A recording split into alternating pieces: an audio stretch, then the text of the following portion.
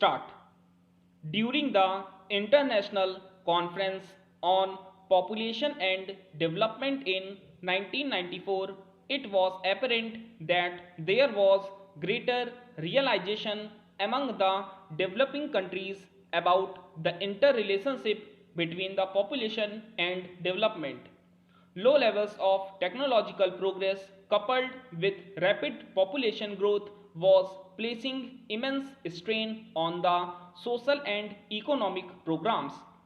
There was unanimity in the issue that population growth must be balanced with sustainable socio-economic development and the regenerative capacity of the natural environment. It must be realized that the present generation of man is the trustee of entire biodiversity. We are also the custodians of the interests of future generations. Our teeming numbers can grow only at the cost of delicate balance in nature. A further increase in our numbers will encroach greatly upon the chances of our future generations. It is observed that persistent, widespread poverty and serious social inequalities do influence population growth and its distribution. Therefore, it is short that the population should be integrated as a major issue in the development strategies and planning at all levels. All our calculations and policy initiatives will go haywire if we fail to integrate population issue in the broader development strategy. There is now a distinctive rise in social awareness on population issues. Majority of countries have formulated their respective comprehensive population policies and population has become an issue high on their national agenda. In our campaign against the numbers, our focus has been to control the birth rate and linkage to small family. We emphasize linkage between small family norm and greater opportunities for human resources development. Beyond economic logic and policy, the problem has its sociological dimensions as well. We will have to focus on the major sociological factors that can influence the population issue. Social attitudes towards women is one such factor. Traditionally, women are deprived of a role in decision making at all levels from family to the highest policy making fora. This attitude has to be changed. The need to give women decision making rights were recognized by the ICPD in 1994.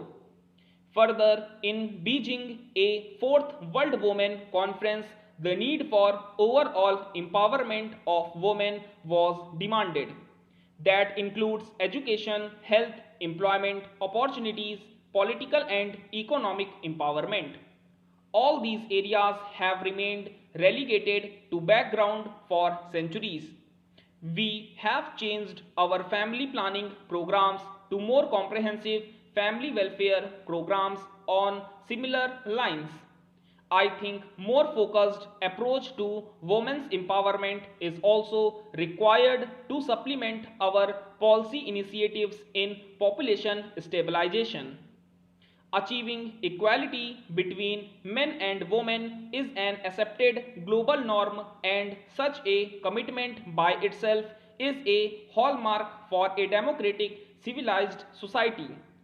Further, it has been recognized that empowerment of women has a significant bearing over the demographic issues.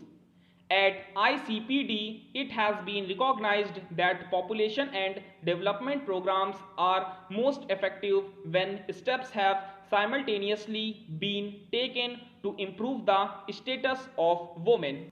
Among the developing countries where a substantial part of the economy is in unorganized sector, much of inputs and outputs of the workforce of women remain unrecognized. Women control most of the non-monetary economy like subsistence, agriculture, domestic labor, and bearing and raising the children. They also play significant part in money economy like household industries, informal sector, wage labor, etc.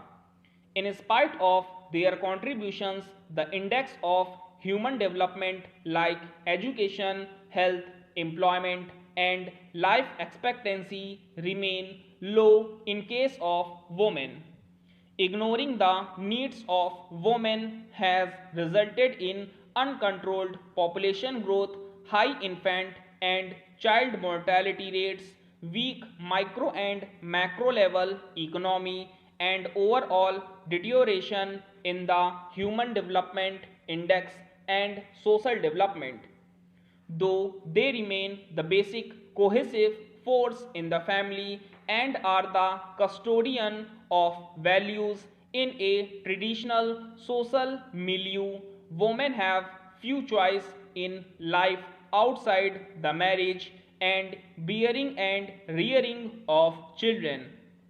We cannot afford to exclude them from having equal opportunities as men in their life.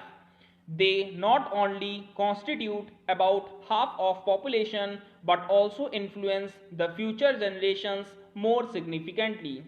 Investment in women should be seen in this light. It will mean better life. Honorable Speaker, I present the budget for the year 2021-2022. Honorable Speaker, the preparation of this budget was undertaken in circumstances like never before.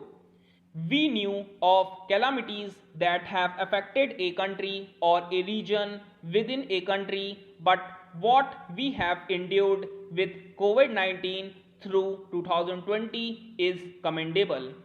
When I presented the budget 2020-21, we could not have imagined that the global economy, already in throes of a slowdown, would be pushed into an unprecedented contraction. We could not have also imagined then that our people, as those in other countries, would have to endure the loss of near and dear ones and suffer hardships brought about due to a health crisis. The risk of not having a lockdown was far too high. Within 48 hours of declaring a 3-week long complete lockdown, the Prime Minister announced the Pradhan Mantri Garib Kalyan Yojana valued at Rs 2.76 lakh crores. This provided free food grain to 800 million people, free cooking gas for 80 million families for months, and cash directly to over 400 million farmers, women, elderly, the poor, and the needy.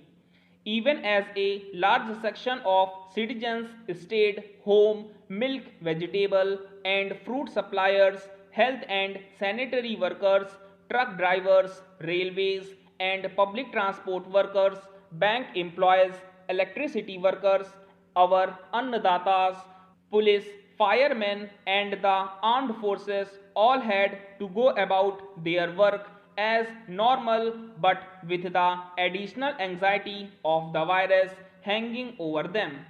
We recognize this, and I think I speak on behalf of everybody in this august house when I express my heartfelt gratitude to these men and women for how they were able to carry out their work and duty to provide for the nation's basics over those crucial months. Stop.